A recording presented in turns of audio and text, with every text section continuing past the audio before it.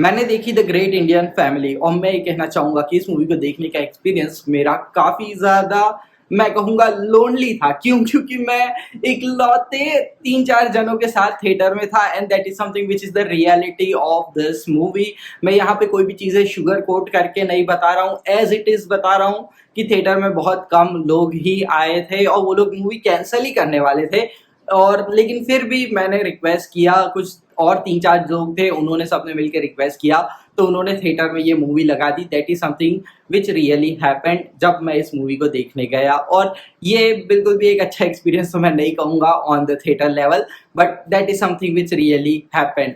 अब पहली बात करें तो मूवी का सबसे पहला जो हाइलाइटिंग फैक्टर जो मुझे काफ़ी ज़्यादा पसंद आया वो था introduction of the main character bhajan Kumar and that is something which is really interesting. और जिस तरह से उसमें वो गाना गाते हैं विकी कौशल, जिस तरह से उनकी पर्सनैलिटी है और वो दिखाई देते हैं उस सॉन्ग के अंदर, उस सॉन्ग से आपको उनकी जो एनर्जी दिखाई देती है वो पूरी फ़िल्म में बरकरार रहती है। That is something which is a very positive point about Vicky Kaushal. और इस तरह के जो रोल्स हैं, पता नहीं क्यों पर Vicky Kaushal always does it right and it doesn't feel wrong in any way और any situation. That is something which is the reality behind it. लेकिन अगर मैं बात करूं मनुषी चिल्लर की, तो हाँ, उनकी परफॉर्मेंस मुझे काफी ज्यादा ब्लैंक फेस और ऐसी ही लगी। बिल्कुल भी ऐसा नहीं लगा कि उनके अंदर वो चीयरफुल वाइब है इस मूवी को लेकर, या मुझे ऐसा लग रहा था कि जबरदस्ती किसी ने इनको इस मूवी में डाल दिया है और जबरदस्ती इनसे एक्टिंग करवा रहे हैं। दैट इज समथिंग जो कि उनको देखकर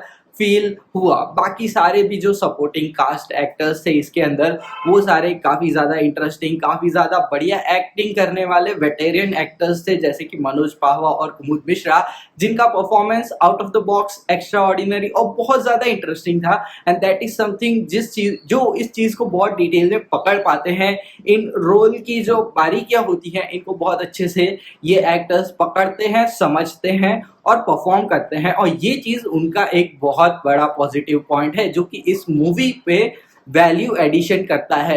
हालांकि अगर हम बात करें इस मूवी की स्टोरी की, तो स्टोरी मेरे पॉइंट ऑफ व्यू से बहुत ज़्यादा नई नहीं है। ये सारी जो बातें हैं रिलीजन को लेकर, वो सारी बातें इंडिया में बहुत ज़्यादा कॉमन है। हर जगह पे ये बात की जाती है और हर जगह पे इस तरह की आपको एक ना एक स्टोरी मिल जाती है। That is something which is the reality of India and it happens often of the times and that is something जो कि एक कॉमन थीम या कॉमन प्लॉट है जो कि इंडिया में कई जगहों पर एग्जिस्ट करता है और इसके रिलेटेड कई सारी मूवीज हम ऑलरेडी देख भी चुके हैं और ये भी उसी प्लॉट को फॉलो करती है। आप इस तरह की चीज़ें कह सकते हैं। सबसे पहली चीज़ यही है कि अगर एक लड़का है जिसका पालन पोषण हिंदू परिवार में हुआ है, वो बड़ा हुआ है, लेकिन एक दिन वो रियलाइज करते हैं that he is a Muslim and then what happens after that. इसमें कई सारे ट्रिवियल सिनेरियोज भी बताए गए हैं, कई सारी कमेंट्री भी दी गई है, बहुत सारे एंगल्स को रिप्रेजेंट किया गया है। यहाँ पे अलग अलग पर्सपेक्टिव दिखाने की कोशिश की थी।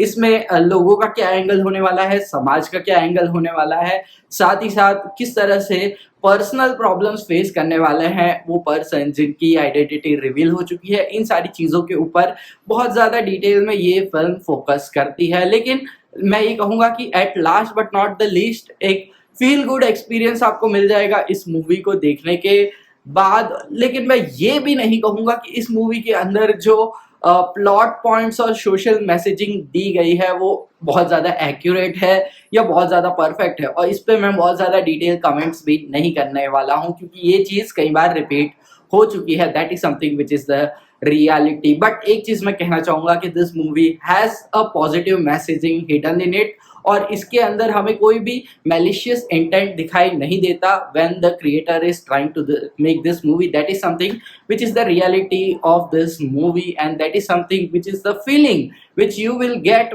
जब आप थिएटर से बाहर आओगे इस मूवी को देखने के बाद। इस मूवी के सिनेमाटोग्राफी अच्छी है, साथ ही साथ टेक्निकल एस्पेक्ट्स में ये मूवी आपको अच्छी लगेगी। मैं ये फिर भी कहना चाहूँगा कि इस मूवी की वर्ड ऑफ माउथ पब्लिसिटी होने की पॉसिबिलिटी है, तो ये मूवी और भी ज़्यादा चल जाएगी।